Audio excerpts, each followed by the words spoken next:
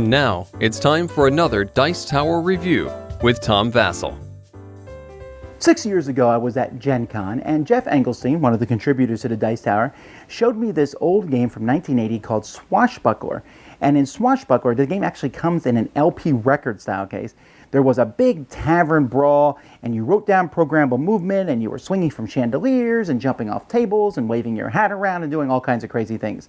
And it was a really cool, fun game. It just had some problems, the fact that you had to write down your things and there was tables. And Jeff said, I'm going to try to streamline this at some point and get it reprinted. Well, he did more than that. He, along with both of his children, Brian and Sydney, basically redesigned the game till now. It has the same theming, but it's essentially a different thing. So we have the Dragon and the Flagon, which also is a great name, by the way. And in this game, you're in a tavern, and for some reason, a brawl breaks out. You know what? I never understand why everyone starts fighting in these brawls, but they just do. So you're going to play one or two different characters, different archetypes, and they're going to be running around and punching each other and jumping off tables and all sorts of crazy stuff. It's a little bit of a programmable movement here, but it's more just a big chaotic bundle of fun. Let me show you.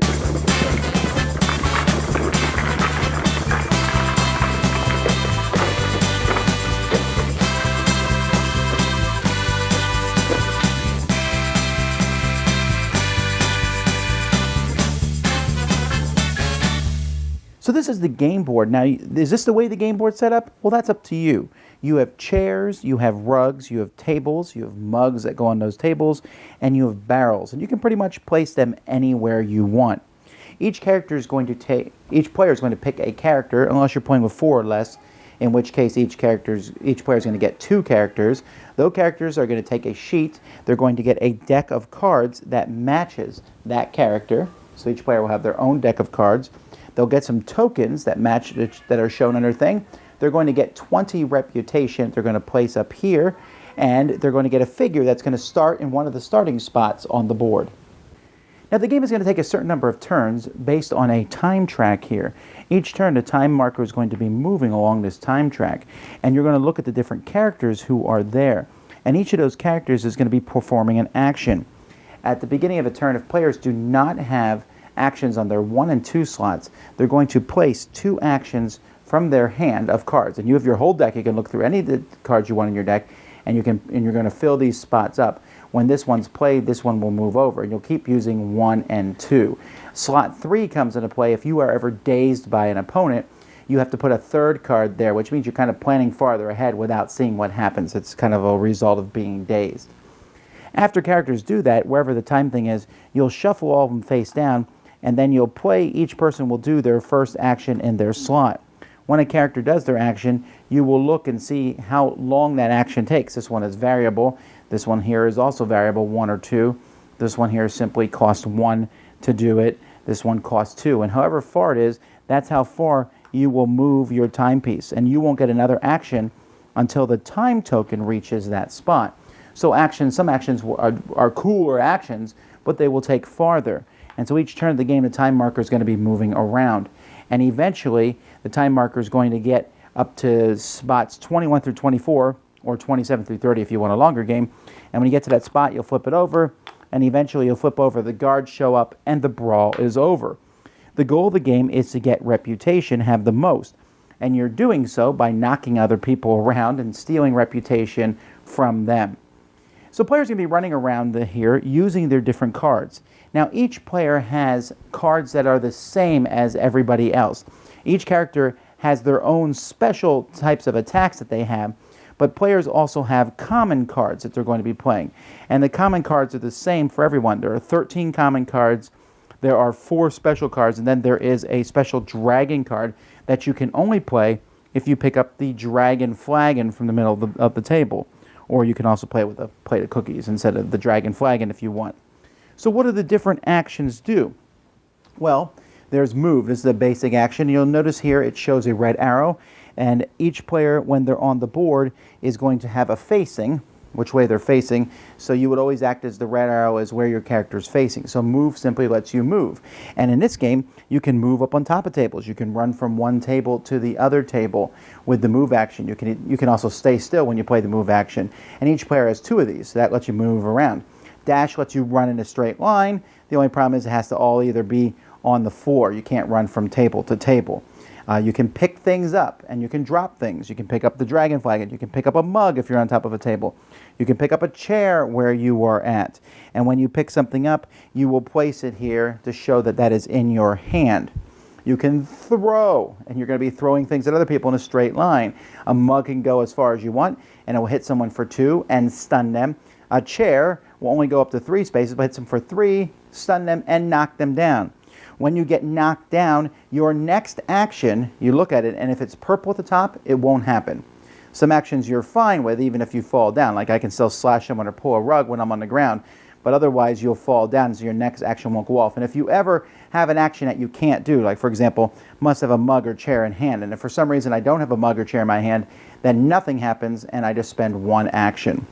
Whenever you do spend an action, when you're finished doing whatever the action is, you can rotate your facing any way you want. So you do the action, then you can rotate facing. Slashing lets you just attack everybody who's directly in front of you. Yanking the rug lets you pull a rug, and anyone who's on that rug is going to take damage and fall down. Pushing a barrel, you take one of the barrels and you send it sliding all the way across the room and can hit people and cause damage to them and knock them down. Pushing a table, everyone on that table is going to fall down. You can also push a table into people. You can push chairs when you're pushing a table. Charging is really deadly, but it has to be directly in front of somebody. But you can take 6 and stun them twice. You can swing, where you get to basically you're swinging from the chandelier, but you have to be on a table, and then you jump in a straight line and hit everyone that you swing over. Boasting. Each player will have a boasting token, and they'll put that token, in this case, you put it 6 spaces away on the time track, and while it's in play, whenever you hit someone, you'll do 2 more damage to the reputation, but every time you're hit, you'll also lose 1 more reputation. So it's a little bit danger. Riposte here, basically you just stays in play for a few turns, and while it's in play, if anyone attacks you, you hit them instead. And then those are the regular ones. You'll see here, this is the Druid, so she has special actions. She can mark a prey, she can bite someone, she can living wood, and all people on tables will take damage. Wild style, she hits everyone around her. And then each person has this dragon card here where basically she can just pick the card. She doesn't have to plan her actions ahead of time. She can just pick one that's played. And these cards can only be played when you have the Dragon Flagon. So they don't start in your hand, they stay on the table, and you get to add them to your hand when you pick up the Dragon Flagon and run around with it. Dragon Flagon has no other effect other than that. And so each player is going to have just different special cards. For example, the Paladin here. When he plays this for 8 turns, he can't fall or be knocked back. Or he can hit someone with his shield. Or Divine Hurl, which is better than Throw. Or Radiance, which hits everybody around him. And then he has the God Smack, which is a really nasty thing, which pushes someone back 4 spots, hits them for 5 damage, and then they fall down. And anyone else that they hit in that meanwhile will take 3 reputation from that person. And the Barbarian can flip tables, the Wizard has a Familiar that they can do attacks from. Everyone has their own thing. So everyone's going to be running around and hitting each other. And when the game ends, when the guards run in, whoever has the most reputation is the winner.